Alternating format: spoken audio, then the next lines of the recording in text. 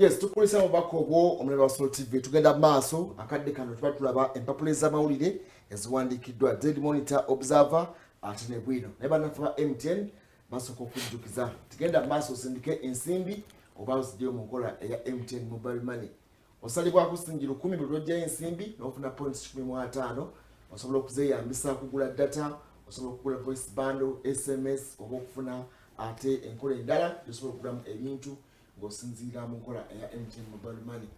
MTN Mobile Money Uganda Limited erungamizibwa banka enkulu eya Uganda era bagamba nti kampeni yonna eba egenda maaso ennamba ebeeremu yokka ekubirwa eri 0312120000. MTN erungamizibwa ekitongole ekya Uganda Communications Commission era bagamba nti MTN everywhere you go. Daily Monitor ekifaananyi kyalina wano kungulu kyeky'abaana abawala abadde bagenda mu kibuga ekya Dubai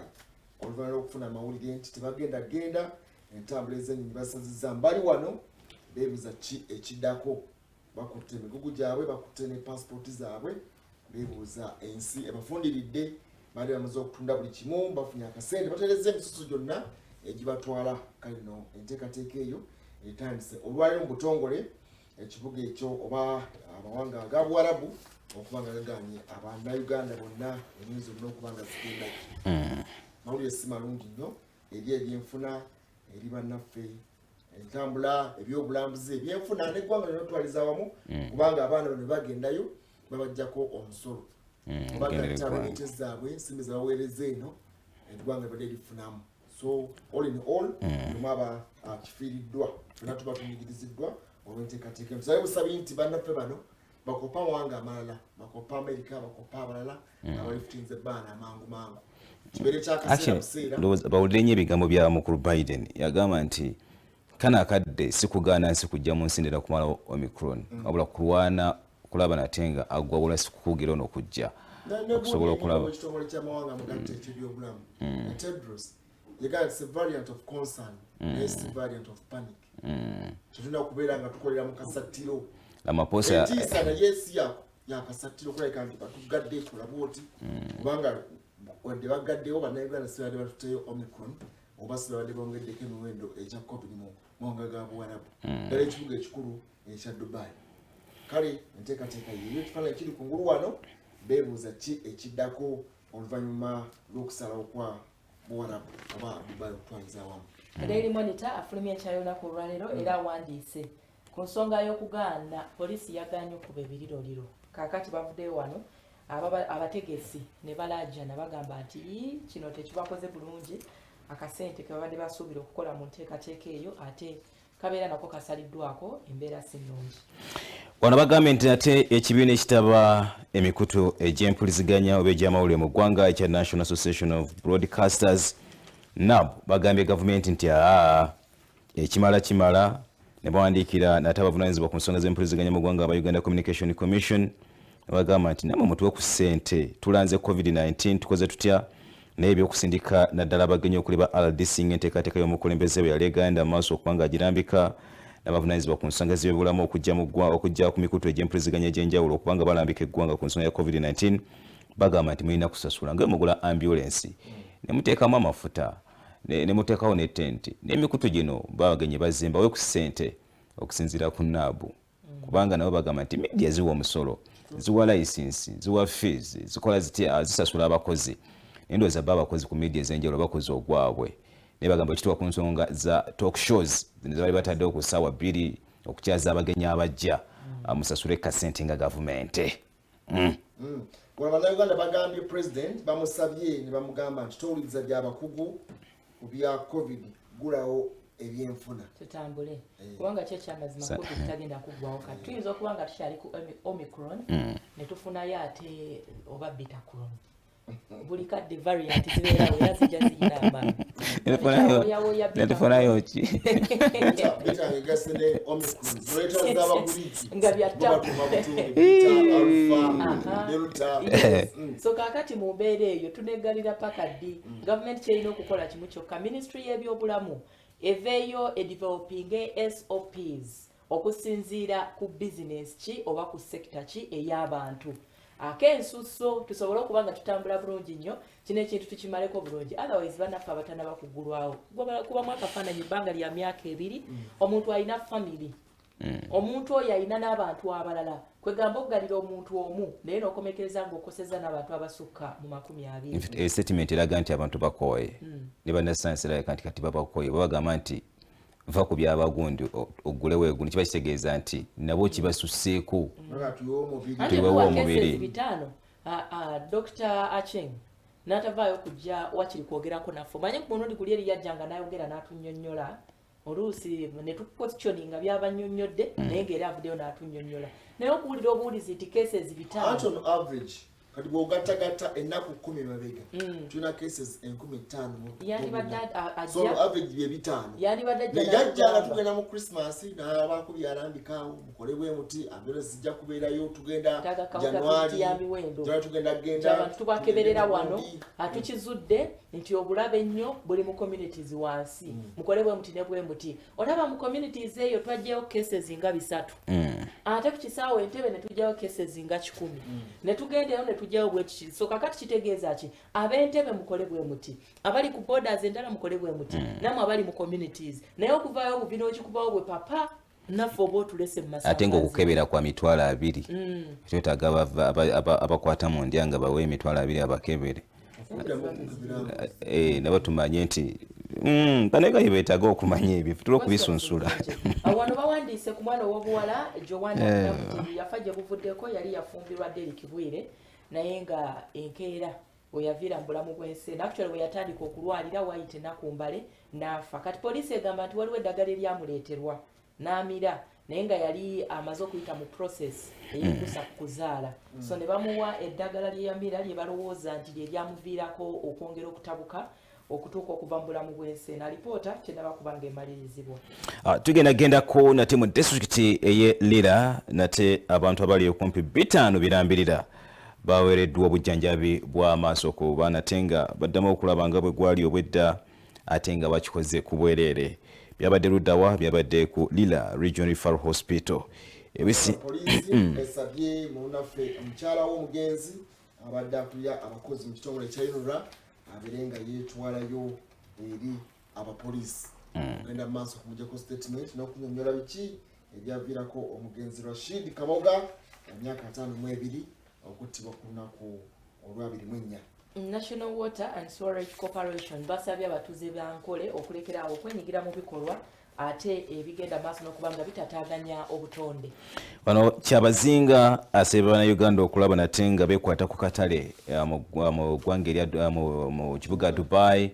okusobola okulaba nate nga ebyamaguzi byabwe omuli ebyobulimi bifuna obutale. Agamba nti singa kinaakolebwa kijja kuyambako ku balimi okulaba nate nga bafuna ku nsimbi n'obutafiirizibwa byamaguzi byabwe lwakuba agenza okukola statement ennungi bweti nga nate tukyavunnamye olw'okutugala wali obuzibu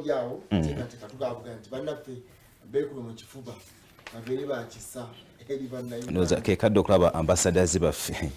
bateekawo omubiri n'omulangira Salmon kubanga abaako kyakola ku nteekateeka eno kubanga obaolyawo bwetulaga wayinza obutaba wangu nnyo ddala January ono agenda okuyingiramu abeera wateeya abaamu ebyetaago bingi abaamu fiizi abaamu ebyenfuna byo babyongedde okukakanyalamuko enteekateeka ey'okusindika akasente ebyetagisa ddala. Kale bwino tukugenemu tulabe ate ye agamba ki mukyala Fedde.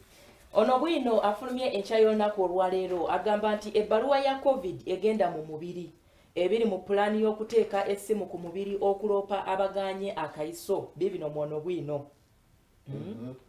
oba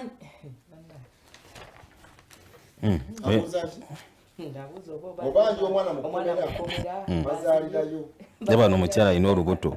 ate wandaba nti ali mitayimbwa. Abagagga abasibe bafunyisa abakazi embuto mu kkomera e Luzira. Babiwandiiseko wano ne bagamba nti ofisa w'amakomera ekitalya batiisizza okumusalako obusajja. Lwaki? Ensonga erimu ono bwino afulumye enkya y'olunaku olwaleero ebiri emabega w'abanene ba Uganda w'abanene ba Uganda 5 America beyawambyeko ebintu byabwe sente emaali mye byonna tewali bawandiise wano ku nsonga y'obusika bagamba nti Owa State House awadde Bobi Wine pulaani enafuya abaagala Entebbe. Okay, Amuhoozi Sale nabo abawadde ekibalo ekipya kyekiriwa kirimu ono bwino afulumye enkya y'olunaku olwaleero. Bagamba nti nanta batompalampa ebyabadde mu ssimu enkambwe Museveni yakubye Kayunga jakusimako ono bwino okutegeere bulungi ejjembe n'amasasi binyooka mu Unira ebipya kubasse akulira abakozi basonze ku mulasita ow'ekiviiri eyamutuze. Bane bagamba nti addaaki mu butongole gavumenti ya President Joe Biden owa America efulumiza amannya n'emisango gy'abanene 50 mu gavumenti ya President Museveni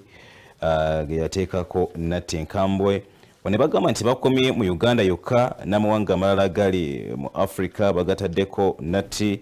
Wano bakulaze South Sudan eno bagitaddeko Natti 327 zaaki, Congo 118 zaaki, Kenya 42, Rwanda 27, Tanzania 53, Burundi 4. Mulingo agamba nti tetugenda kukkiriza baana baffe kusomera mu ziroogi. Ebibonerezo kubakulira amasomero ebikakali ebigenda okubaweebwa birimu ono bwino afulumye enkya y'olunaku luno olwaleero. Ebibuuzo bingi nnyo ebibuuziddwa ng'agenda maaso n'okubanga ayanukula bisange muno bwino. Wano bagambye nti abatyoboola eddembe ly'obuntu abali emmengo nabo basaana kulokoka naddala nga tugenda mu mwaka omujja 2022. Wano bagambye nti enkokola mu bakazi ba Museveni ebyama lwaki Nakalema n'ebyekwasa Museveni abasindise okuddayo okusoma. Okusomako wano obitegeere bulungi. Kuno kwekuba mu ttooki oli avuddeyo n'agamba nti bannange nze nga siwangaaza baami ensonga ojja gisanga mu lupapula lwa ono bwino namwe abaami abatawangaaza bakyala mukyebuuze. Abawala 10 abasoma abasajja b'omu katale k'e Nakawa babatisse embuto. Kale katulabe Muzeyita Male manya ekidduka kyo obaka bune bukwata ku gwenno alina ekidduka naawe atambulira ku luguudo manya boyina okubanga otambulira katono nnyo tunatuvuddemu tujja kudda ne observe ono twogera naye okulaba ekiri awanse olunaku olwaleero naye katono nnyo katulabe manya ekidduka kyo ne Muzeeyi Wilson Tamale.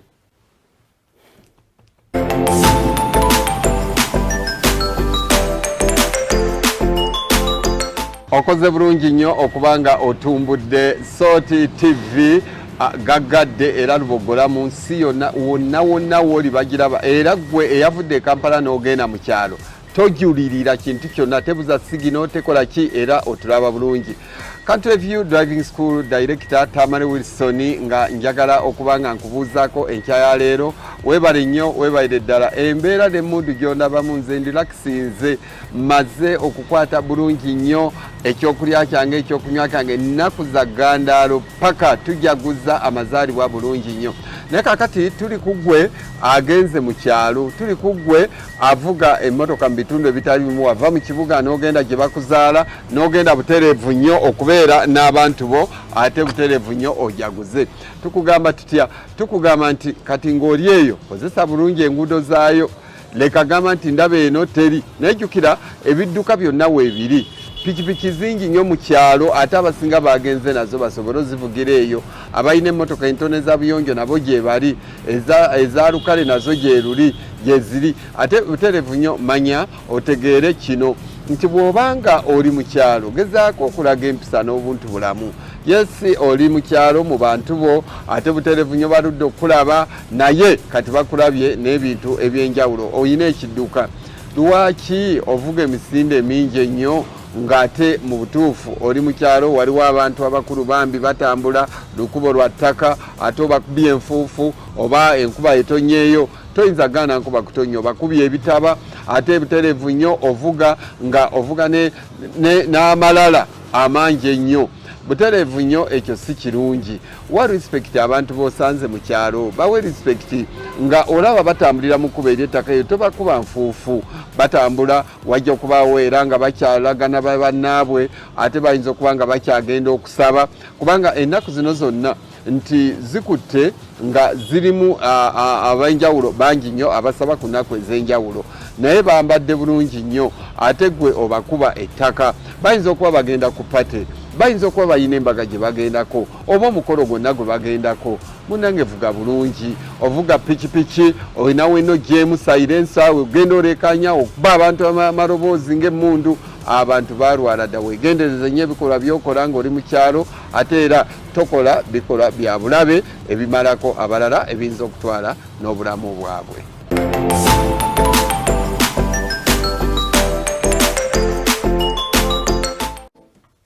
Yes, bwatwe Mzee Wilson Tamale bw'oba oyagala okufuna obubaka bwe butyo oyo executive director wa Country View Driving School osobola okugenda wali enaakulabye osobola okugenda emubende osobola okugenda kisabi wali ku Star oba ekasangati wali egayaza akuyigiriza defensive driving wakagaali wa pikipiki motoka nene motoka ntono wonna ojja kuvaayo alina experience myaka esoba mu 3 ng'atendeka abavuzi ab'ebidduka ebyenjawulo kirasi zonna yagala permit yagala biki bino byonna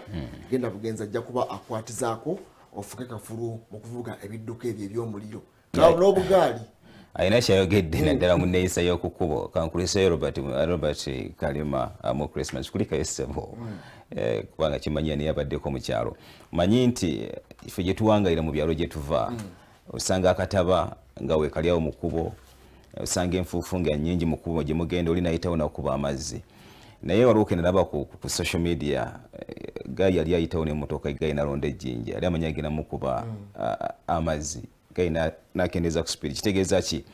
kyekiri mu Kulutamale kyayogeddeko nti bwe tuba tutambula tubalirire nnyo naddala abantu ab'ebigere naddala ku nguudo ze tuyitamu nga zirimu obutabatabo bw'amazzi abantu ababeera bambadde mu nnyambala yaabwe ate n'oyongera okubatobya oba okubaddugaza the end of the day tekinyuma n'essaala omuntu gy'asigala akusabira oba oliaho tebeera nnungi so twegendereze nnyo enneeyisa nga tuli mu bidduka tubalirire ab'ebigere tubalirire abatambulira ku board abatambulira mu gaali yadde tufe tuli mu motoka ebiseera ebisinga okusobola okulaba nga oba oliawo ebiseera ebisinga oli wabeera nga ye alowooza okusookayo ye ate ono bambi atambula tamubalirira ate oluusi abamu motoka zaffe tuzirekayo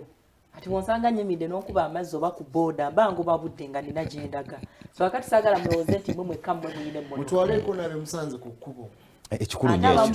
bava mu ssinzizo batambula omusana gubookya naye nga gyodda gye balaga ekyo sijja kiwagira nnyo olina akabangali bateekemu n'olw'obuyaayi obw'abantu abamu covid ajja kujjako oyo omutwala nakuba kalifoomu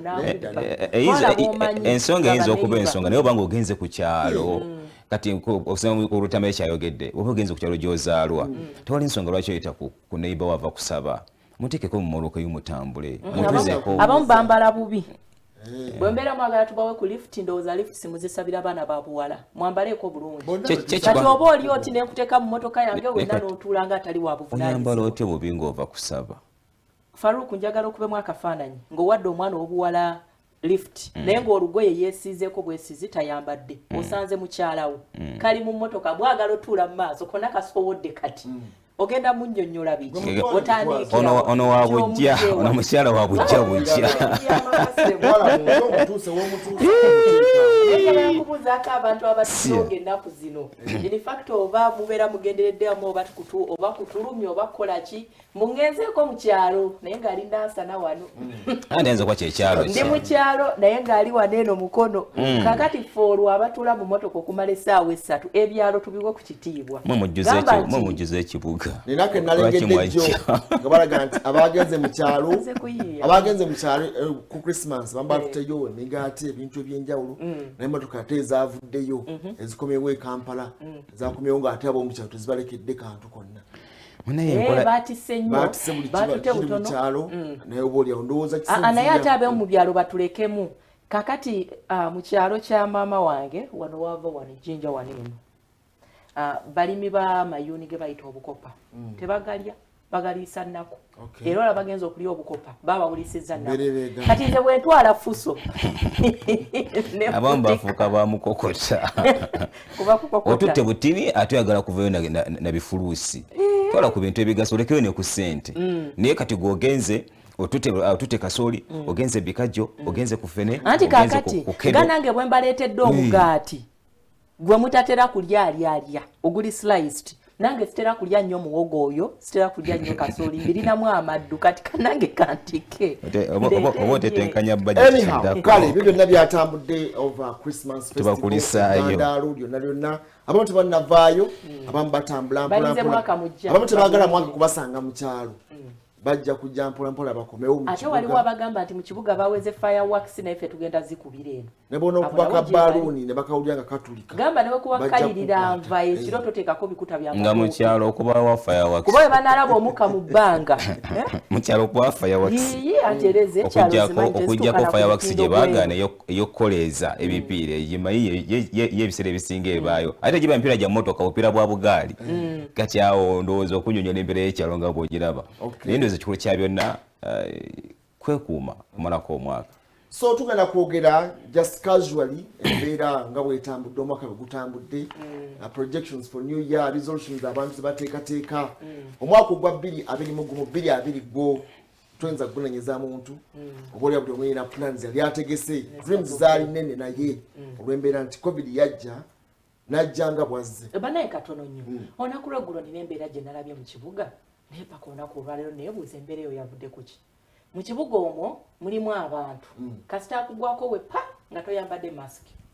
ovaamu ssente zitakka wansi w'emitwalo egyo oba si kyakutegeeza nti ogenda mu kkomera ogenda kusibwa wakati w'emyezi 2 n'emyezi 6 tekinaba kuyita ekyo bakitandise olunaku katutegeeza abantu nti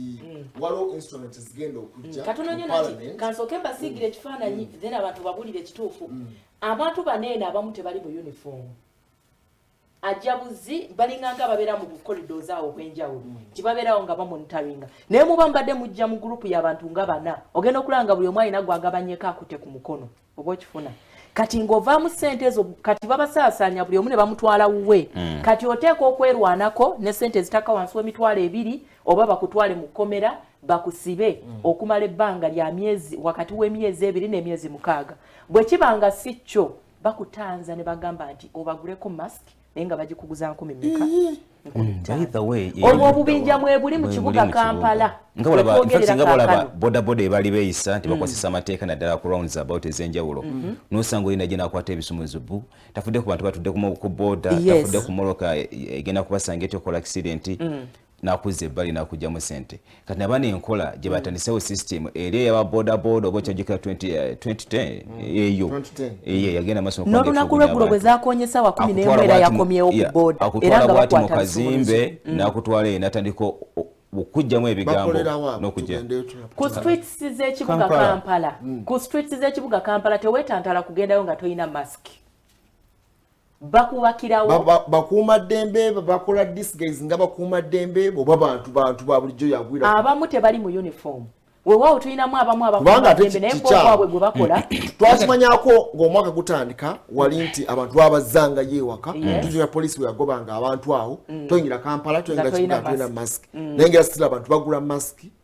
improvision yaliwo either gula y'olugoye oba kola kyonna ky'osobola tugamba siba akatambaala bw'oba okayina kubanga ekikulu kyonna kyakubanga otangira inelection yonna gy'obeera oyingiza okuyingiza akawuka naye ate bano baba nga ate tubadde mu tteeka lyetumanyi erya Public Health Act gye bakolamu oba liteekateeka akadde konna okolamu ennongozereza okufuna punitive measures ku bantu ng'abo omuntu singa batayambadde mask oyinza kumuvunanira mu tteeka ki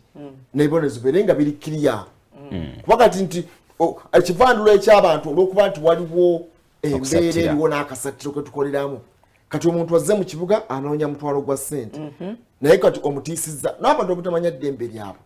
omuntu alina okukwata alina okweyanjulira kyandibadde kinyuma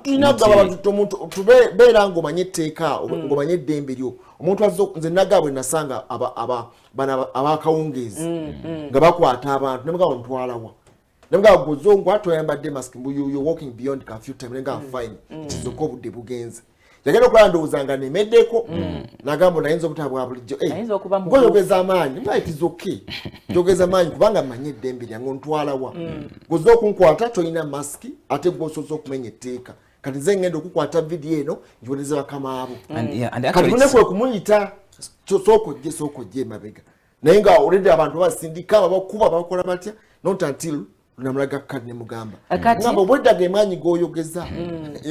kakati kankusigira ekifaananyi ky'akatogo ebiri mu kibuga Kampala akadde kano oyinza okugamba nti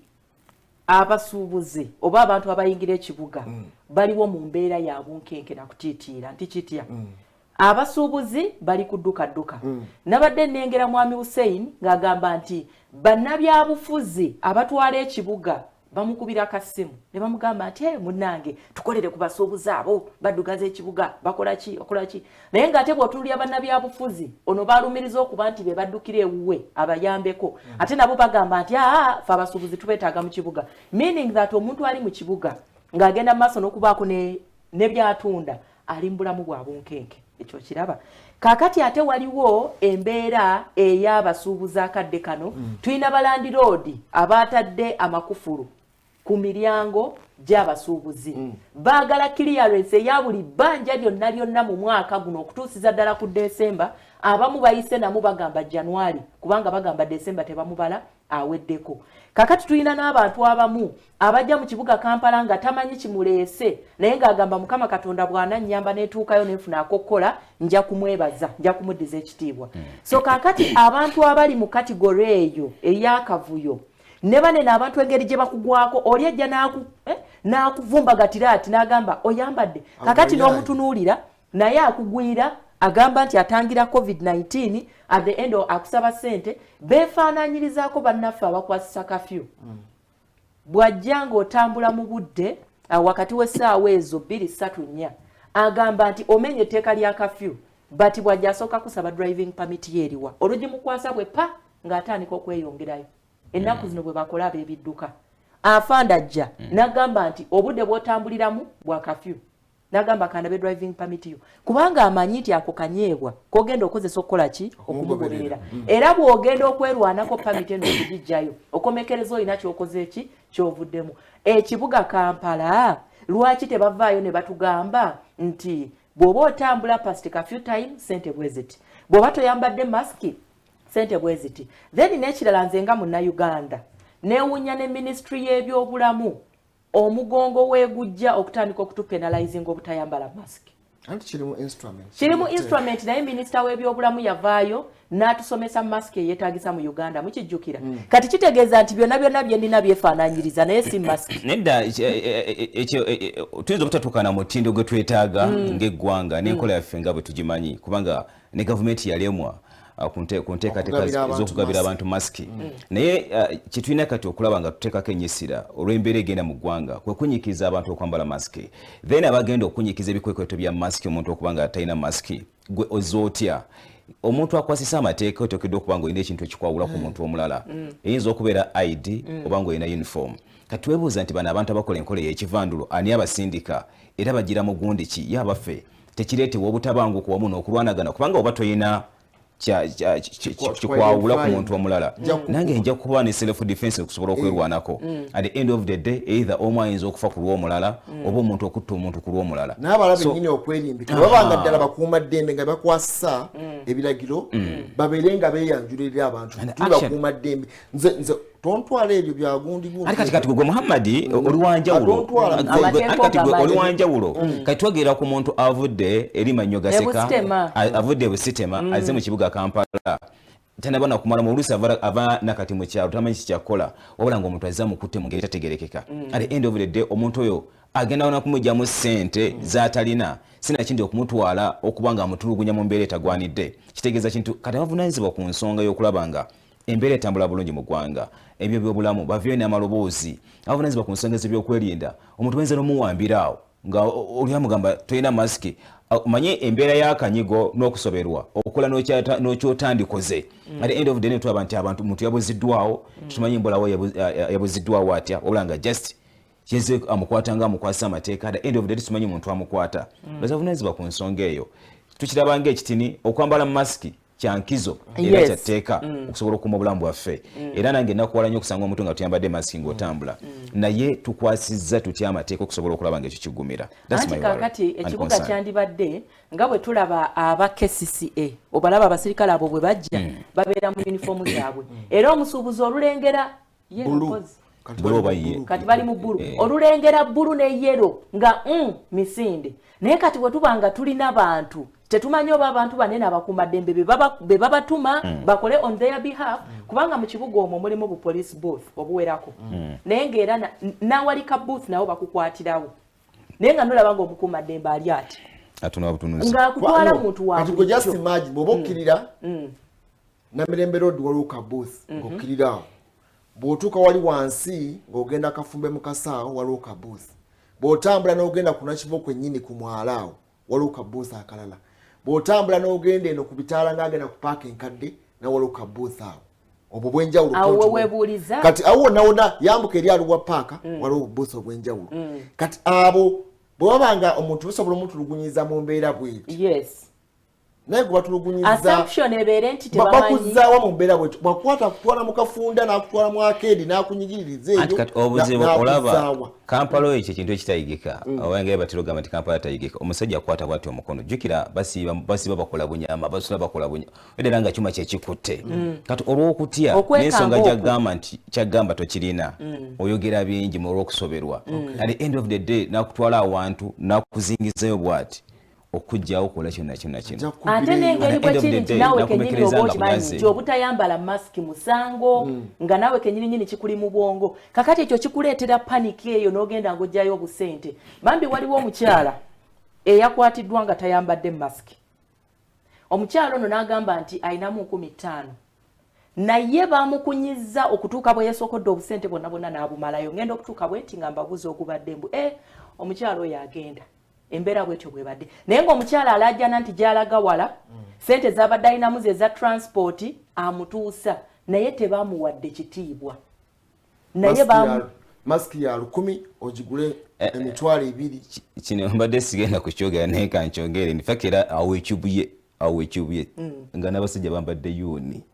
baguza abantu masiki nusu 335 zino eza bulijjo buno bwa bulijjo babera n'abaana okumabbali g'ekkubo simanyi abera kapito obenga basobodde olugira bwe bati kati bakwata nga otiyambadde masiki akuteesa kisa either okutwala ku poliisi oba okukwata 5,000 ogule masiki at the end of the day n'akasente kubadde ogenda okutandikirako kyandibadde kyankizo yes onkutte nga siina masiki nkikkiriza naye leka nkozesa 10,000 lwemmanyi nti lwegula masiki then okunjjako 5,000 oba 10,000 3,000 nezisingakaawo at the end of the day tutama nti waliwo abantu abanyigirizibwa olw'obutamanya waliwo abantu abanyigirizibwa olw'okuba nti bana abakulu ababatwala abantu abo tebabimanyi naye kati fe batambula abantu bawansi kubanga tuli bantu bawansi tutegeera embeera abantu gye bayitamu ndowooza kyandibadde kyankizo n'abantu abakwasisa ebiragiro bye n'amateeka ne babeere nga bagambwako bwe kiba nga ddala tuli mu nteekateeka y'okwasisa amateeka n'ebiragiro bya covid-19 tusooke twebuuze akeedizi nga tezikyasobola kuba nga ziteekawo byali bikozesebwa byo bikyakola oba nedda ebifo ebiyingira mu taxes twalina amazzi abantu ge bakozesa okunaaba nga banaba olwero lwaki tebikyakola lwaki temuvaayo ne mukwata abakulembeze abavunaanyizibwa ku nteekateeka ezo then okudda ku muntu ateese kinoomu nga n'abantu ebifo ebiyingiriza abantu abangi kati twabivaako dda ndowooza ke kaseera nga bwe tuzze tukirambika tuddemu okuwulira olulimi olunyikiza enteekateeka ogobererwa ebyasookerwako okukendeeza embeera naddala mu kana akadde ng'eggwanga ligenda kugulawo kale wenaafuluma kakasa nti olina ka masiki oyinza obutakambala nga muli waka abantu botegeera obulungi muyinza okuzijjako nga muli waka society nene awaka wagazi naye gwe lwomanya nti ofulumya ekigere ebweru awatali mu nnyumba yo lwofulumya ekigere nti ogenda kulinnya booda ogenda kutambula n'oluguudo olimu abantu abangi teekako masiki okwewala bonna bonna abafeera bagenda okugenda maaso batekinga advantage okubba kakasa nti ka masiki funamu busatu bubeere mu nsawo buno oyinza okwerabira nga ofulumye obadde omanyidde ekyawaka olutuuka saddeeko masiki gikwate kebeera mu nsawo teekako masiki otambule bulungi n'ekirala eyinza okuba personal discipline ti ne bw'oba oli waka naye ng'owuliramuko olusenyiga yambala masiki bw'oba okolola ennaku zineno sikyabuvunaanyizibwa okumala gaasama beera n'akatambaala ate akatambaala akategeerike k'oteekeko ku mumwa then ndi disappointed n'abantu abamu bannayuganda bannaffe abaagula masiki nga buno bugundi mubuyita bulasitiika nga ka white naye ka lastika ne kafuuka brown kakati ate tulina bannaffe abalala bakisussa bwatuuyana masiki eno gyajjako n'esooka n'ekola nga akatambaala olumala n'akola ki n'agizzaako ajjukira nti minisitule y'ebyobulamu esuuliridde kati omulimu gw'okutusomesa ku butya bwe tulina okuhandolinga masks initially batugamba nti mask eno ogiteekako ne protectinga naye layer yokayoka eri safe yene tunudde ku mumwa nti bino byonna byolese ku outside kitegeeza nti bisobola okucontractinga virus eno at any time naye tulina bannaffe ayambala mask eno bwedugala kungulu n'agifuula nedda munda n'ogitunuulira kuno nga kalastika kafuuse nga kagubye nga konakona ka brown kati omuntu watuka okufuulira mask n'agifuula teriba ssanyu gavumenti etuwa endala ebeera mbeera ekuusa okufuula mask n'obeera nga ogifuula ogiddemu kale waaki bw'oba ogizzeemu gifuiremu akasanitayiza sooka ogifuiremu ogiteeke waliwo ekaleekalemu mpola ogizzeeku webanga kyonna kiganye funa akasanitayiza katono ekale ogizzeeko ate oba wakiri oba ng'obulamu obwimprovinze oba buliko bonna oba akaddeako obuse naye era mu mbeera yonna mask ekinene wakiri yalibadde emirundi ebiri kale ebiri reusable kubanga reusable osobola ogikozesa n'ogenda n'ogyoza buno busingo busajiko abamu embeera egaana okwata akaasakaasa ka buli lunaku ogula mask abasinga kikaluba ddala 2000 n'ogula eri ey'olugoye n'abasawo bennyini era twabalengera nga badda mu mask abasawo nnaku minisitule y'ebyobulamu tebafuddeeko naye nze ndowooza nti bannayuganda bannange kifo ky'okukwata 1000 ate ng'ekya tulina 1000 lulala olugenda gula ndala gula ey'olugoye nti why zireusables zineno zi single use zetwogerako kati ng'eya munaffe Martin ojakutte nti bw'ogikwata n'oginyika kasita ogikunya bw'oti kati layer ziluzinga ne zibanga era bw'ogiraba nti eba eri open efuuka mpeweevu nnyo kati kiba kitegeeza nti abadde akatulaga singa abadde asobola yandikayise mu kamera naye tasobola nti bw'ogitunuulira kati nayo gy'okoma ogikunya zino layers oba ozitaataganya oba okifuna nti ogenda okugizzaako nawe kennyini oba ogiwulira nga tekyakola kati kiba kitegeeza nti otaddeko ekintu for decoration so n'ekiruubirirwa kyaffe ku kwambala masiki kwe kutangira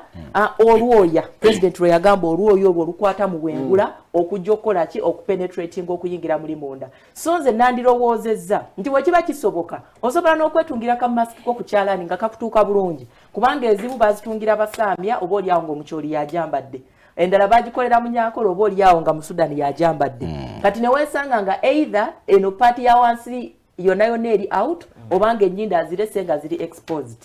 then ne tuba ne bannaffe abamu bambi abafuba okwambala mask naye n'omusanga ng'ereeguse kuno kwonna kakati awo wensabira nti bannaffe bano abamu abakuuma ddembe n'abatali abakyerimbiseemu bwe kiba nga ministry y'ebyobulamu ye yabasindika bandibaddenga ne masks awo okuwa abantu ng'abo omuntu watuukira okwambala mask ng'ereeguse yonna kiba kitegeeza nti alina passion eyagala okuyambako ministry okulwanyisa naye ng'ate obusobozi tewali oba okwetuusaako ki masks zino so mu kifo ky'okutukuba embooko n'okutugyamu ssente n'okutukolamu effujjo lyonna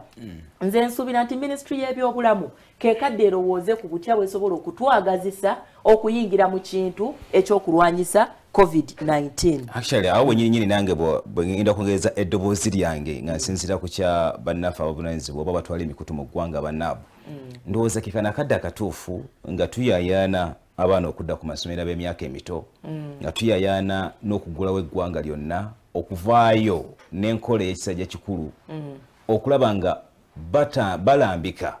ku mitendera egyasooka n'egiriwo nti leero tulina masiki naye abantu twogera bwogezi masiki tulina abaana abato ng'omwana ojja kumuteekako masiki afune n'obuzibu mu mawuggwe kasitabeera nga tasusa myaka 6 tomuwa masiki kati ekyo abazadde abamu tebakimanyi naye dokita bw'avaayo ndowooza bannaffe avunaanyizibwa ku nsonga z'emikutu kye babadde boogerako nti ffe tujja kwogera nga bwe tukolwalira okusobola okusunsula ensonga zino nga bwe tuli mu puroguramu yaffe omusunsuzi naye weetaagawo eddoboozi okuva bannaffe avunaanyizibwa ku nsonga z'ebyobulamu twetaagawo amaloboozi pulezidenti byaweddimu ogamba nga ba RDC ba DH okusobola okulaba nga balambika eggwanga ku nsonga ez'okugema n'okulaba nga COVID-19 alinyibwa ku nfeete but still kikyali mabega nnyo era nabamu tebannaba kuvaayo ndowooza kekadde okusobola okulaba nga bateekamu amaanyi bintu ebirala n'emikutu gy'amawulire kubanga giwulirika nnyo era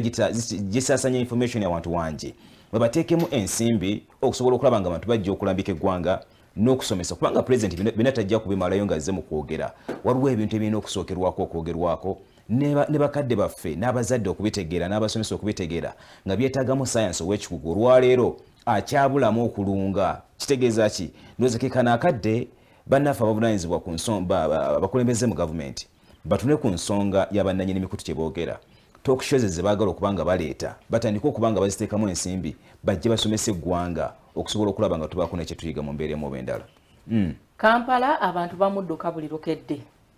naye buno obuvuyo obugenda amaaso n'okuba nga buteekebwawo ate abamu ku bakulembeze baffe lwaki ngamba nti buteekebwawo bbo nti kakati ekikolwa ng'ekyo tekisobola kuba nga kyabaddewo okuva ku makya paka olw'eggulo ne mugamba nti temuli aware of whatever happened kubanga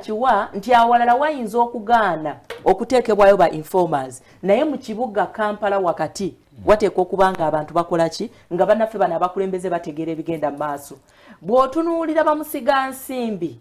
baafuluma Kampala ne bagenda mu bitundu ebyetoolodde Kampala ne basitula kye bayita ebizimbe bineeno byasitulibwa mu mbeera ey'okukoleramu kitegeeza nti maduuka agagenda okukola ki okupangisibwa kaakati munnayuganda oba omuntu ayingira Kampala n'ekigendero eky'okujja okuwagira ebyobusuubuzi bw'oba otandise omuzoganya bw'otyo tugenda kulaba abantu baneeno nga bakoma mu bitundu ebyesudde Kampala and in that case kijja kuwaliriza abantu abalina bizinesi zaabwe mu Kampala okusenguka okugenda unless nga indirectly Kampala baagala kumufuula kibuga kya kusulwamu nga tebatugamba ekyo bandibadde bakyatula naye nga bw'otunuulira embeera Kampala ssaawa zino nga bw'ayimiridde rate ey'ebyobusuubuzi nga bw'etambula nti bw'otunuulira bannaffe abakakkalabiza mu bizimbe abatunda ebintu ebitegerekeka ebyandivuddemu emisolo boolyawo emisaamusaamu gavumenti gye yeetaaga tebalina ba clients naye banene ab'okunguudo bantembe yakamukamu abo bantunda bakola ssente kakati ono omufuna ddi okumuggyako omusolo naye ng'oli ali mu dduuka ate ogezaako kola ki okwongera mbw ab'edduuka museera nnyo anti kaakati tuseera nnyo naye kaakati mutunda ne mutundiramu n'ekizimbe bw'obala rent bw'obala amasannyalaze emisolo gya gavumenti egiteekeddwa okuweebwayo gye bakima gino gye bazze ku maali jjukira bapimira mu kiro ne balyoka bakukyagiraakukonnakavuyo 2021 yeefuze nnyo ebikolwa bwe bityo bibaddemu okutulugunya abasuubuzi ddala Kampala twalengera twagenda mu ggalo gwokubiri abakyala bagamba nga abantu basule mu butale naye ate nga abajja okubagulako tebakkiriza kujja mu butale logically kyali tekikola naye abantu abajjanga okusuubula ebintu okugenda mu outskirts eza kibuga baabakubanga embooko katulaba nti economy ebadde ezzeemu okufuna akasanite tudda mu normalcy mpolampola enteekateekeddemu etambule emirimu gigulewo mpolampola naye ate bwe tugenda mu butale simanyi kati kiri akadde kano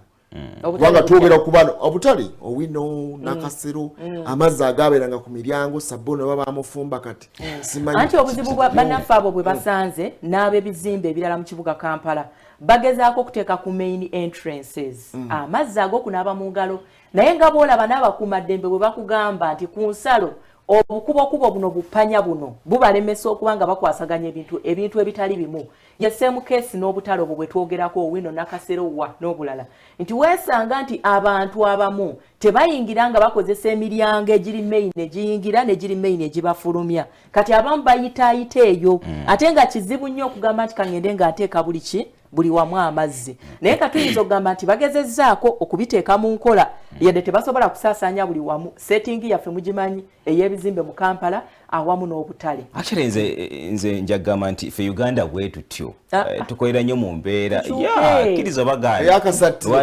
kati kwerinda president bw'anaamala okwogera ojja kulengera kati in fact bw'ogerageranya n'embeera lwaki mukola nga amaze egamba ne mulyoka muteekawo embeera nti olwaleero amaanyi gaali mangi eri abakulembeze b'obutale gaali mangi eri bakulembeze ba taxi naye olwaleero abantu batikka abantu banaabana bava ku bantu ababiri kati weebuuza president kikyagenda okugula kumpi abantu bamala dde okweggula bw'ogenda butale enteekateeka zaali ziteekeddwawo okusobola okulaba nga omuntu ayingira bateekeddwa okunaaba mu ngalo olwaleero omuntu ayingira nga bw'ayagala okitegeera nti ekibulayo just kuyaba olwizi eddoboozi lya president nti mbakoze eki mbagudde mbutongole naye nga bo abantu bo batandika dde okwegula n'okwegezaamu bate bagenda okukola emirimu gyabwe kyetulina kati okuddamu ndowooza okunyikiza n'eddoboozi eryawamu okusobola okulaba nga abantu baddayo ku mbeera ya SOPs okusobola okuzinyikiza kubanga tugenda bagenda kuggulawo eggwanga president nga bwe yatusuubiza singa tiwabeewo nkyukakyuka yonna kubanga nalabyemu ku Lukirunda Farouk w'amawulire mu makago ba president agamba nti ebyogerwa nti bagenda kusiba eggwanga byambo bya kiyaye anti byambo paka ng'omukulembeze akakasizza nga tulinda tebana baliguddewo abantu bagenda kusigala ku mbeera yaabwe badde egenderera mu maaso n'okubanga banyiikiza enteekateeka za SOPs ndowooza wakyali obulabe nti Uganda ekyaffe ekijja ne kigwa laba ku bbomu nga bwe byali bitambula abantu bagula obuuma okukebera abantu naye olwaleero oyingira akatale oyingira ekizimbe nga tewalina omu akukebedde aba kitegeeza nti Uganda bwe tutagyemu embeera ya bulagajjavu nti naffe ffennyini tutuuka ekiseera ngaffe abantu ne twekubako obulagajjavu ne twekolako obulagajjavu ate olwo ffe bannaffe abalala batulinaanye ndowooza tuddeyo kweri ennono eyasookera ddala amawulire gaddemu okutegeeza eggwanga kibateekeddwa okukola abantu n'abantu tuwulirize batugamba okusobola okulaba nga twekuuma otherwise ndaba ebiva eri mawanga amalala biyinza nate oba oliawo betutasaba kujja n'ebiyinza okukola ki amatendekero agawaggulu gaggulawo simanyi mbeera kyeriyo agamu gaalina akasatiro mu kuyingiza abayizi temuyingiza nsawo atali mugemedde eno tetumanyi 2022 ono bwe tugenda okubanga tusaba Katonda abeere waakisa eri eggwanga erya Uganda anti embeera y'amatendekero amakulu yeefaananyirizaako owa bodaboda gwe bagamba nti oba tolina helmet tojja ku kkubo kati kitegeeza bw'amanya nti waliwo ensanafu afande afuna ekintu ekifaananyiriza n'ateekako n'ayita mpiseewo n'akijjako n'akola ki n'akiwumuza wali